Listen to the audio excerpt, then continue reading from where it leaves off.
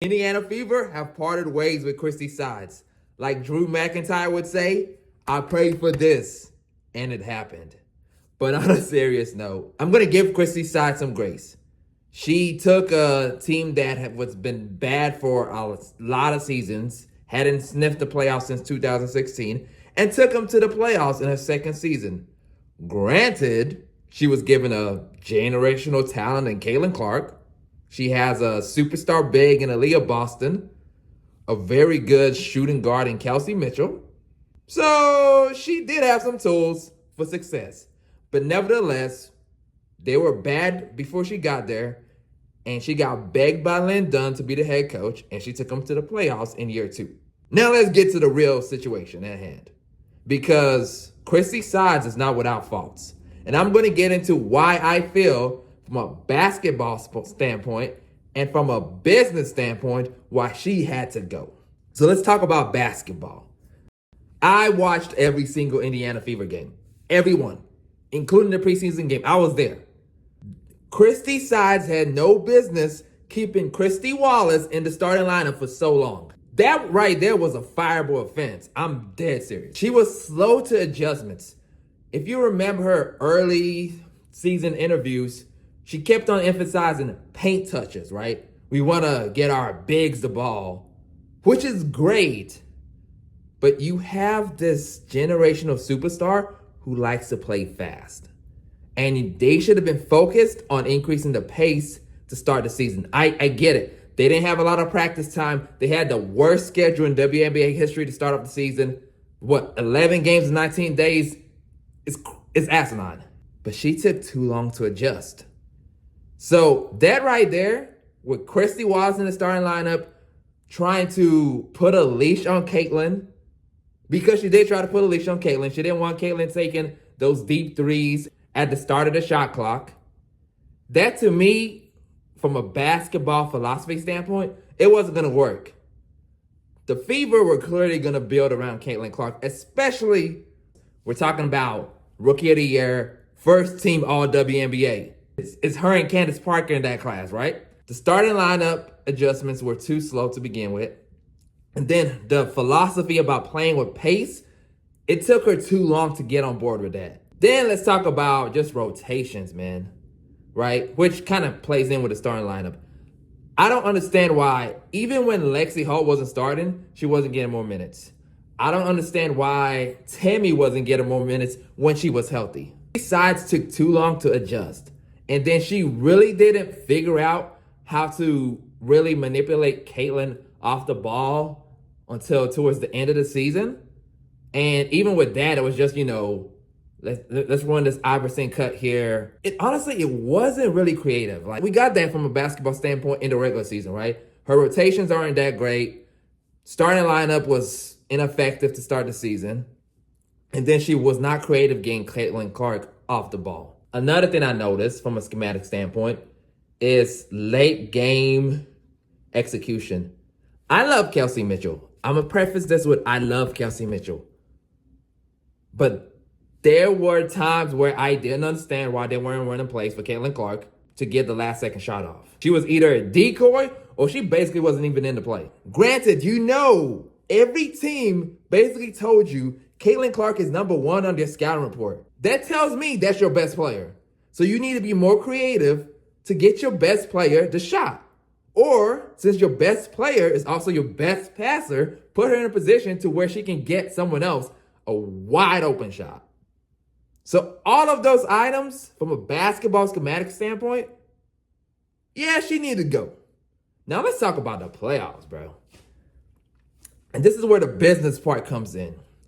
The WNBA as a whole is seeing, record revenue. The Fever are just printing money, right? But they were number 5 seed.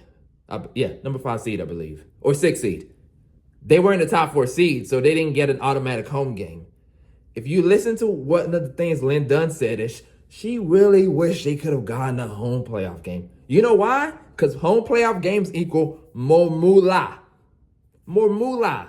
Christy Sides couldn't get one game off of Connecticut. Not one. She couldn't make the adjustments. Like, in game 1, Connecticut had the first adjustment where hey, we know we've been throwing all these coverages against your offense, but we're going to put Bonner and Clark, and we're going to mix up the coverages a little bit differently. Christy Sides didn't have the adjustment for that. That right there, yeah, her time was running out. And once she couldn't get one playoff game, I knew personally that her time was up. Because like I said, playoff home games equal more moolah. At the end of the day, every WNBA team is a business. They're a company. They're small little companies, right? They're trying to make money.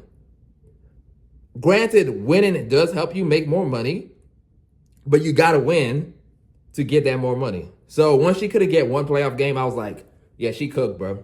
She done. She done skis. So from a business standpoint, Christy Sides wasn't going to continue to increase that exponential rise of revenue. For the Christy Sides supporters, right? Because obviously, I'm going to post her tweet, which was crazy work. Like crazy work. I get it. The Fever are in a better spot than you left them with than they were 2 years ago. But let's be real. It's not all you. So, for the Christy Sides supporters, please explain to me if you really believe that Christy Sides could outcoach any of the top 4 coaches in the W. You can't. And that's why she had to go. In the playoffs, it's about dudes or girls, like your superstars, right? And also, can your coach outcoach the other coach? Like, do you have a coaching advantage? Because that really matters. Look at any sports. Look at what the Chiefs are doing in football. Andy Reid has a coaching advantage every playoffs.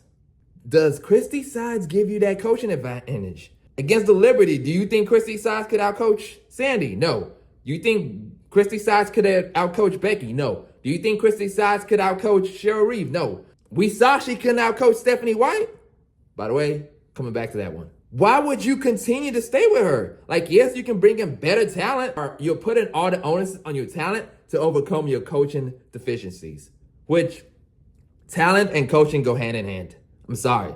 It's a reason why Doug Collins got fired and they got Phil Jackson. It's the reason why Mark Jackson for the Warriors got let go. Christy Sides doesn't give you a coaching advantage, so she had to go. Because right now, when you have a new GM, which I told you guys, new GM means new coach. New president, they're about winning now. They're about winning and printing money. Christy Sides didn't fit that bill. As far as potential replacements, I got a couple in mind, right? Obviously, everyone's talking about Stephanie White for the Connecticut Sun, who I think she's still on the contract, so I'll be curious how that works out. But Stephanie White would be an improvement. I don't think she's the best coach in the W, but you're not getting one of those top 3 coaches. You're not getting Cheryl. You're not getting Sandy. You're not getting Becky. Hold on. Las Vegas just hired a new GM. I did say new GM sometimes means new coach. Is that lawsuit? Is that stoking Becky's fires? Is she on the hot seat? Nah, probably not. But still, like I said, Sides ain't out coaching none of those. So you need someone who's close to those top 3 coaches, and you're not getting any of those people. So Stephanie White does seem like a plausible option. I saw what she did with the Connecticut Sun team. You guys might think that team is deep. I don't think that team was that deep.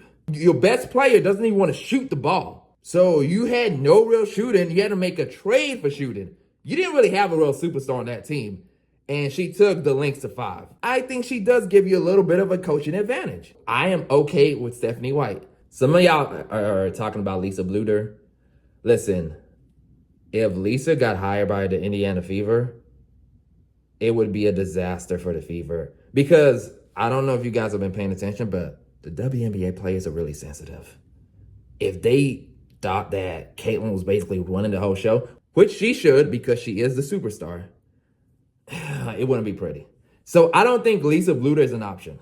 A dark horse for me personally, because the Fever are about pace and space, Mike D'Antoni. It is bring that philosophy to the W. Get some real shooters in free agency. They might run some teams out the building. So that is my dark horse, but I believe it's gonna be Stephanie White. Like, let's be real, bro. There's no need for me to do that dramatic pause It's going to be Stephanie White. So, Stephanie White, congratulations. You're the head coach of the Indiana Fever. Can't wait to see what you do next year.